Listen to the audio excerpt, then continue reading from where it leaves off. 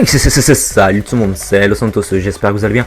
Parce qu'aujourd'hui on se retrouve pour une nouvelle vidéo sur GTA 5 Online pour la découverte du tout nouveau DLC Deluxe qui vient d'arriver. Et vous allez voir que ce DLC nous cache vraiment des choses magnifiques. Et donc avant qu'on rentre dans le sujet de cette vidéo, je voudrais vraiment vous remercier car on a atteint les 300 abonnés. Donc ça fait vraiment super plaisir, c'est vraiment un truc de dingue. Donc continuez comme ça les Fox, vous êtes génial. Et alors sur ce, on est parti pour cette première partie. Donc je vais vous préciser juste avant que comme les DLC précédents que j'ai pu faire en découverte, il y aura plusieurs parties. Donc dedans vous verrez en première partie la découverte des nouveaux véhicules ainsi que leur prix. Ensuite vous verrez en deuxième partie les nouvelles tenues et les nouvelles armes. Donc je crois qu'il n'y a qu'une seule arme dans ce DLC si je me trompe pas. Et en troisième partie, s'il n'y en a pas d'autres par la suite, je vous présenterai les customisations des véhicules. Et donc vous verrez tout ça par la suite. Donc tout d'abord on va voir les nouveaux véhicules et leur nouveau prix comme je vous ai dit. On va se rendre dans voyage et transport. Là on va aller voir les nouveaux avions s'il y en a. Donc là on peut voir qu'il y a le nouveau jet Deluxe, donc le Luxor Deluxe à 10 millions de dollars. Donc franchement c'est super cher, c'est vraiment abusé de leur part. Bon après il y a un avantage que nous on n'a pas sur Old Gen. Donc sur Next Gen vous aurez la possibilité de vous mettre en vue première personne et d'avoir un cigare et de boire du champagne. Donc c'est vraiment juste pour vous la péter si on peut dire ça comme ça. Ensuite on a juste à côté le Swift Deluxe qui est également lui plaqué or. Donc il est un petit peu moins cher à 5 150 000 dollars. Bon ça reste assez cher quand même pour des avions. Là on va se rendre dans Legendary Motorsports. Donc là on peut voir un nouveau design. Et ensuite nous avons débloqué 4 nouveaux véhicules. Donc on a la Pegassi Osiris. Donc ils se sont basés pour l'avant avec une Ferrari 458 Spider. Et pour le reste c'est une Pagani. Donc elle est disponible pour 1 950 000 dollars. Donc c'est vachement cher.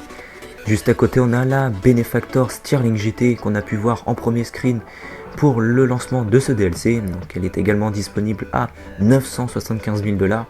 Et pour l'avant ils se sont basés sur une Ferrari 250 GTO et pour le reste avec une Mercedes 300 SL. Ensuite on a à côté une Albany Virgo, donc une voiture qui était déjà disponible dans GTA 4. Elle est disponible seulement pour 195 000 dollars. Donc je pense que c'est la voiture la moins chère de ce DLC. Là je pourrais pas vous dire sur quelle voiture ils se sont basés. Et ensuite on a la Enus Windstor. Donc c'est une Bentley, donc je sais pas vraiment quelle Bentley c'est, mais c'en est une. Donc elle est disponible pour 845 000 dollars. Donc par contre les images, c'est un peu dommage, elles sont pas en très bonne qualité. Et donc là on pourra voir que cette voiture a différents vinyles en tant que peinture. Donc là on a le vinyle assez stylé beige et marron. Ensuite on a le vinyle Santana Move Multicolor, donc exactement le même mais avec plein de couleurs. Ensuite on a le Santana Mauve géométrique, donc celui-là est pas trop mal. Ensuite on a le Ninja Yeti, donc ça fait assez militaire, c'est bien. On a également le monogramme Perseus, donc celui-là je le trouve pas vraiment chouette. Ensuite on a le Guépard Santo Carpa, donc celui-là est assez stylé pour vraiment faire je pense des bandes annonces dans des villas et tout ça, ça fait vraiment style richou et tout ça. Et on va finir par le Python Santo Carpa. Donc ça fait vraiment assez cuir, ça fait vraiment peau de serpent, donc c'est vraiment stylé. Ensuite donc je pense pas qu'il y ait d'autres véhicules dans les militaires, donc ça c'est les anciens véhicules des braquages. Ensuite dans les bateaux il n'y en a pas. Donc dans les vélos il n'y en a pas du tout, je pense pas. Et là aussi également donc ce sont les seuls nouveaux véhicules qu'on a pour cette première partie. Donc comme vous l'avez bien vu ça reste tout de même assez cher.